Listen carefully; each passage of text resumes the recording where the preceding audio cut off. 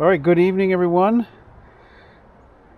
Wanted to take a little bit of a break from mowing and cleaning and organizing and the end of the semester grading to test out the old mini slash. I did a video last time on this mini Creighton and absolutely loved the size, and just wanted to compare this with the Arma mini short course trucks. I absolutely love these. One of them is brushed and one of them is brushless. So these are actually perfect. These three, and hopefully this one, is perfect for the track here.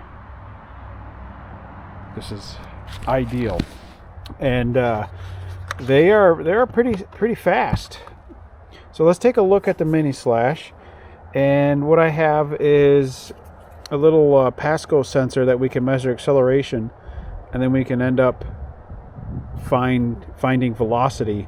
So it's kind of a cool little thing, and I'll go back to my computer and show you the results for that. I did open it up. It is using a TRAXXAS 2S 3500, and I ended up getting a 3S for the mini Creighton. And we'll test that out once that's charged. This actually charged quicker than the 3S. All right, so this sensor is pretty cool. We can hook it up to my phone and we can look at the data, and then we can export it and do some math. So let's go ahead and open this up. I'm guessing it's probably there. Ooh, look a little bigger than I thought. There's all the components. We're not really going to go through all the components. You should check out my video on there on the remotes and how I feel about TRAXXAS remotes. They are so outdated, and they need to update their remotes. I'm surprised they haven't by now. Yes, this is a lot bigger than I thought. Actually, this would be probably still good, but maybe a little big for up here. It's almost a mixture. Now, I'm not sure how to open this. Is there tabs? Well, maybe you do it. There we go. Okay. Wow. All right, always take this off. So we got brushless. I didn't even pay attention. I just liked that it was a mini slash, or a mini what was it? Yeah, mini slash. Yep. I do like the size. Okay, so oh yeah, it's already, you can tell it's heavier, and the battery is heavier than their battery. So size, length, about the same. The width, tires are different. That's all, because it's a Creighton. So it's just heavier. So tires might be better up here in this one, where this one's going to be better down below, I think. But let's check this out up here and down below. Oh yeah, this is, honestly, I had the 16th scale slashes, right? They were 16th scale 4x4 slash. Those are fun, but this, I can already tell, handles way better. Oh, okay, what was that? Just a little lag. I didn't mow in here.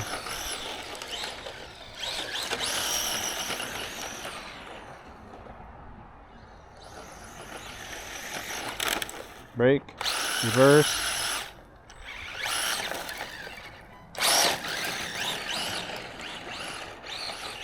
Oh yeah, this is so much that it doesn't bounce around as much, I feel like, as the Creighton. The Creighton's a little bit lighter. This is definitely heavier and holds the ground better. I think it has a lower center of gravity. Feels like it.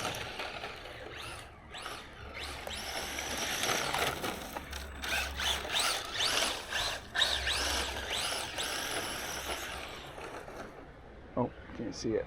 There it is. All right, let's test the sensor. We got the X direction of acceleration, up and down, and then in and out. So we're only going to do 1D, so X. So I want to put it as flat as possible. That's perfect. If I can get it. If I can hold it down like this. Maybe use some hot glue, a little bit of hot glue. All right, I'm back. These battery-powered hot glue guns, where were they when I was a kid? These things are amazing. All right, let that get hot. All right, so to use this sensor, it's from PASCO. You got to download an app called SparkView. So we're going to open that up. And rotate your thing, turn this on, and hopefully I'll have enough battery. It's saying it's red. We should be okay. We're going to create a new graph. We're going to make a plot. We're going to go into Bluetooth and give it a second.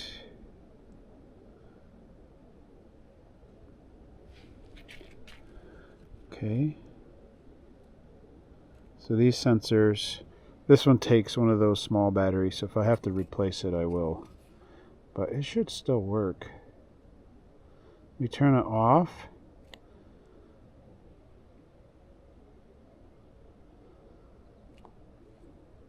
Why is it not turning off?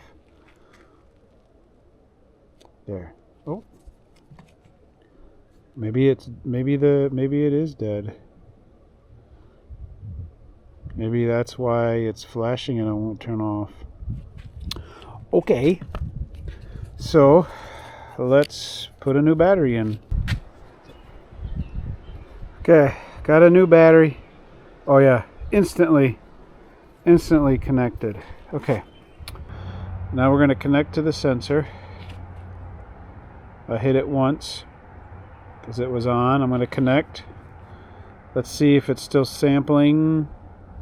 Just delete the data. 20 hertz. Let's go 50 hertz. Okay. And done. Okay, so right now the data is being recorded, and what we're going to do is let's put the top on.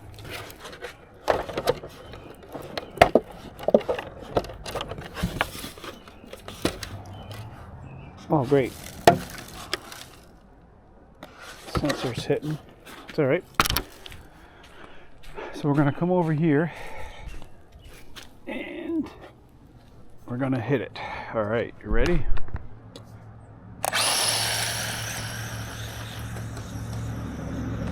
Break. All right. Let's take this off. Push it. Go into here, click here, and then we're going to download the data. So it's downloading. Oh, did it work? Okay, select. There we go. And we're going to do X. Oh, look at that. Look at that. We can zoom in. So what I'm going to do is I'm going to export this to a graph. So how can we... Oh, let me zoom in pretty much there. So these two, from here, and then it braked, and then I so this is the straight initial. This is where I was turning around, I'm pretty sure. And then this is where I came back. and then I braked. Did some mowing and raking today. Let's see. Woo!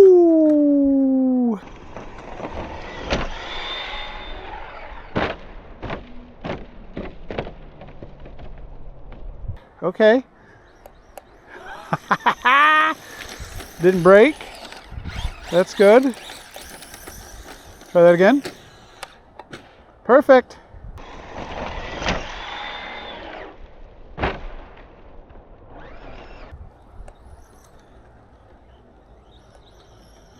Man, this seems a lot faster than the Creighton on 2S.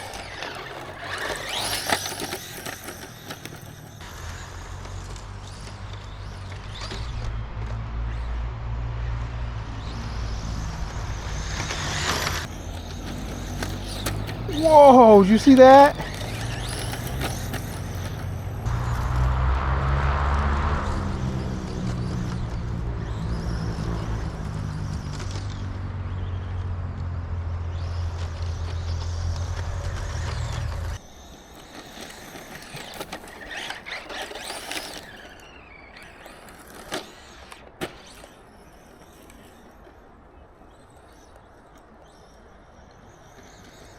I'll move my camera over.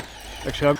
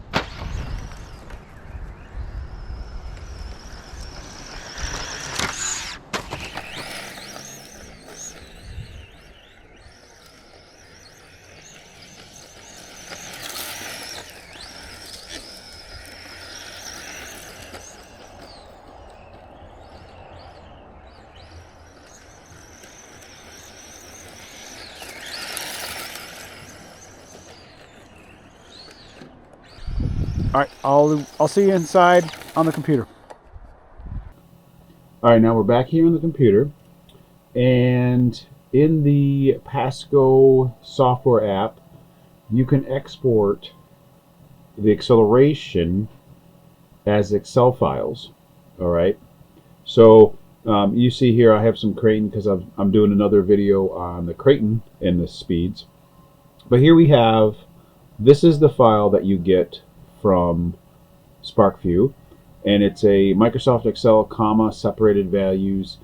So what I had to do is I opened it up and then I converted it to a Microsoft 97 to 2003 worksheet.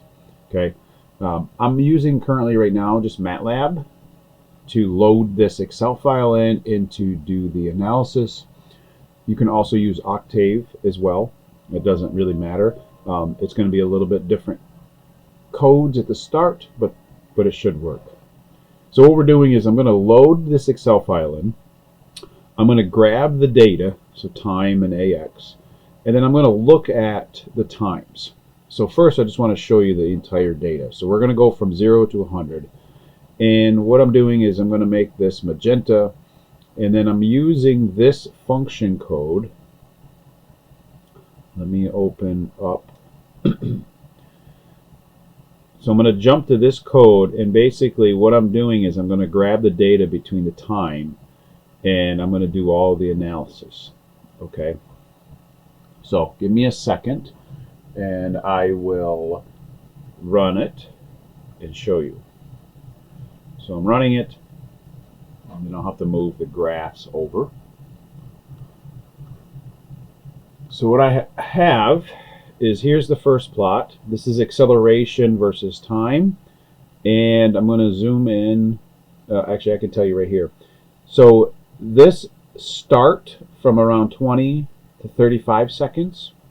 This is where I moved it to the starting point, and then here is the starting point, and then from around 42 to I would say maybe 46 or so. That's where I drove it down. That's what you saw in the video. And then from around 50 to 52 is where I turned around. And then from 53 to 54 to almost 60 seconds is where I would drive it back. Okay, so these are the acceleration graphs.